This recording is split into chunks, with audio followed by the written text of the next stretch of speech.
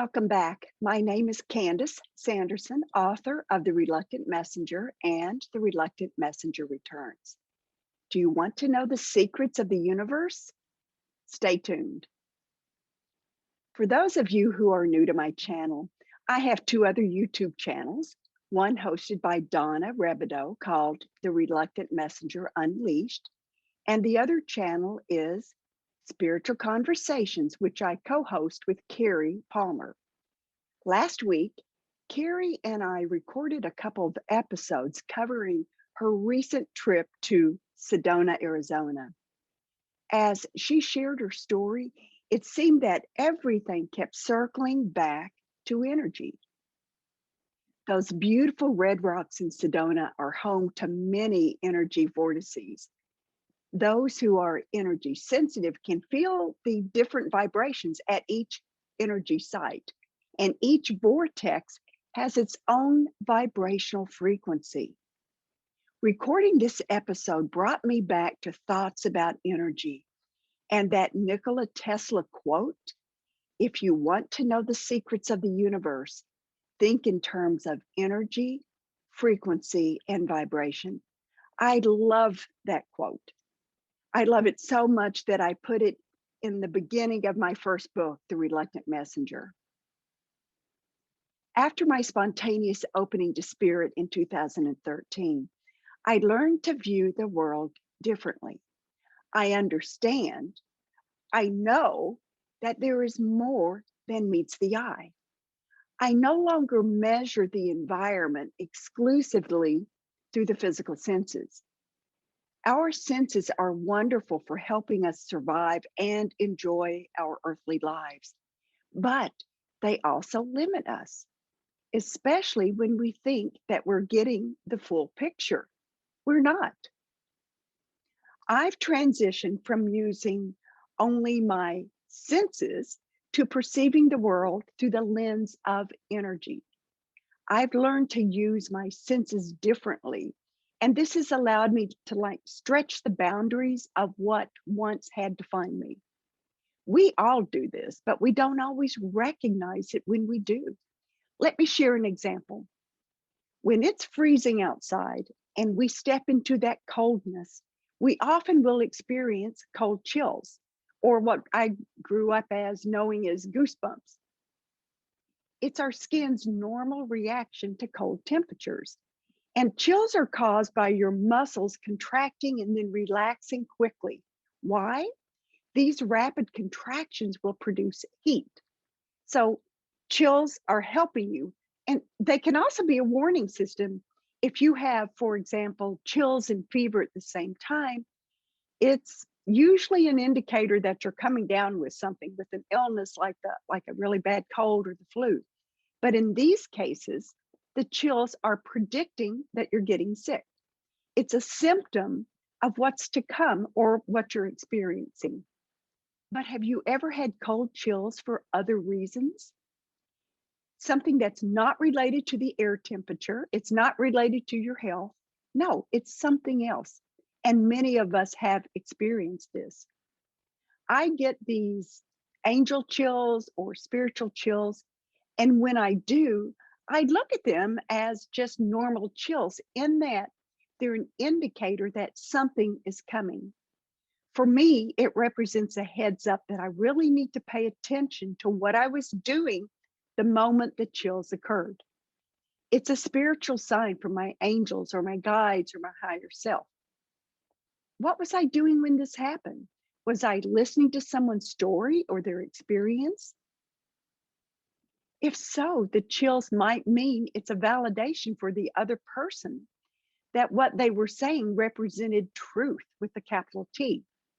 For example, were they telling me a story about finding a feather in an unusual place? And then they say, "Oh, I think it's from my sister who's passed."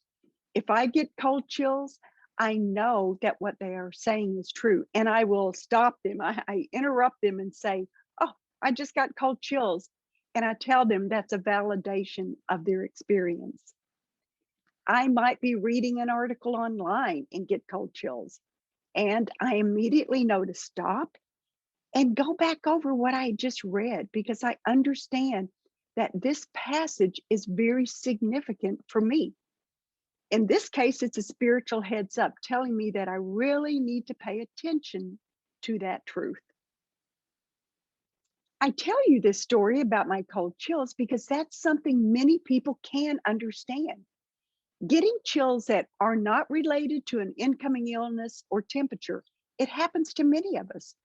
This is a really good example of your physical senses, and in this case, it's the sense of feel, expanding beyond its intended purpose. And when you pay attention to these chills, you're training your body to respond to subtle energies. Try it.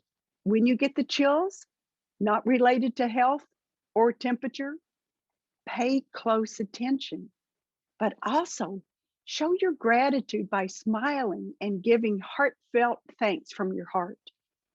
This can be the first step in recognizing that you are so much more than your physical body. It might be your initial entrance into recognizing those often subtle realms of energy. We are not physical beings. We are energy beings, spiritual beings who inhabit the 3D world of physicality through our physical bodies. But we don't have to be stuck in our physical bodies. Think about it. When we sleep at night and we dream, we release ourselves from this world of physicality and we soar.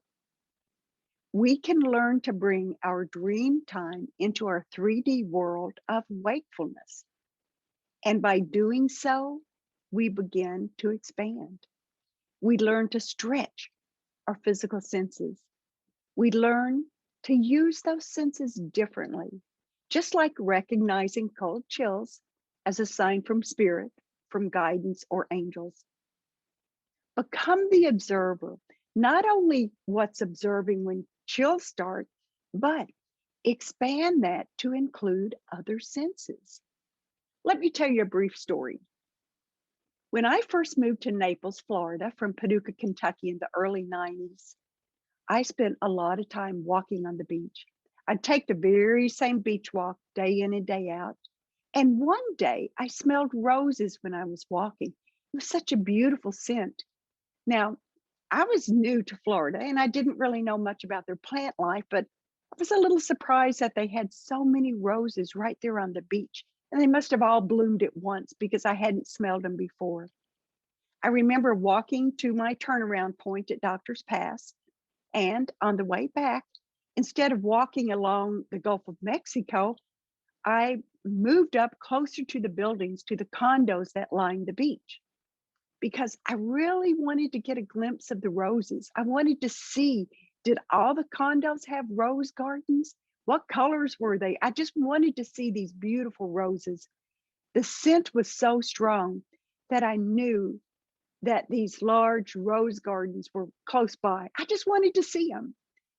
As I walked back, I was so surprised that, actually shocked that there weren't any roses. And I thought, how could that be? I definitely smelled roses. And it wasn't like you're just walking and you just get this whiff of roses. It was during my entire walk. Several weeks later, I mentioned this to someone, and she asked me what I thought then was a strange question. Now I find myself asking others the same type of question. But she wanted to know who reminded me of roses. Who did I think of when I thought of roses? After a couple seconds, I realized my father. He had passed a year or two before this, and I remember he used to raise these experimental roses. The woman then said, that was a sign from your father letting me know that he was here. Now, this was over 25 years ago, and I didn't have experience with anything like this.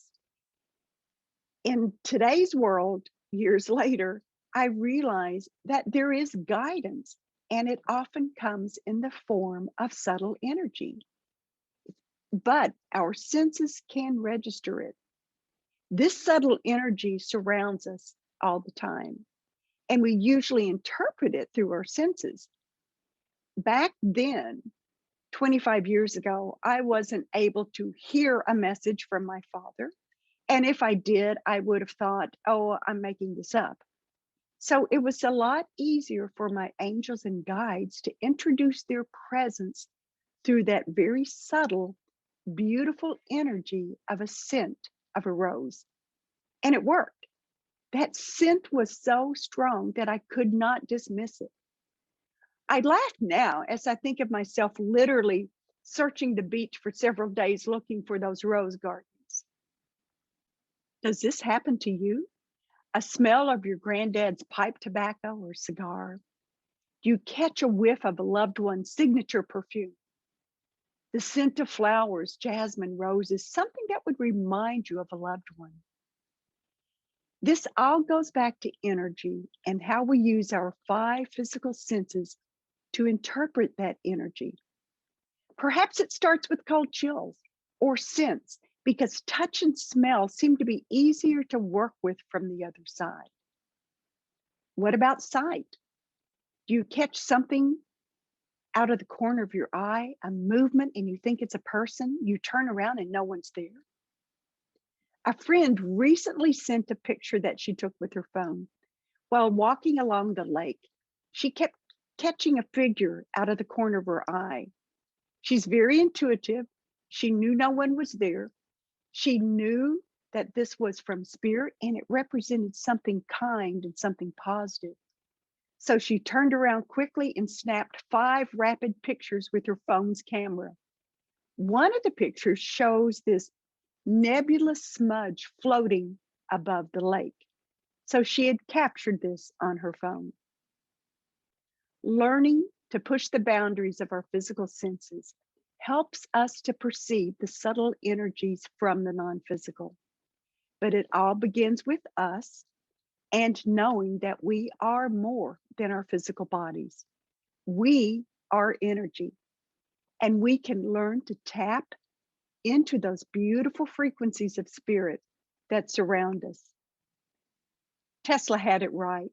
The secrets of the universe are for us to discover, and they're right in front of us.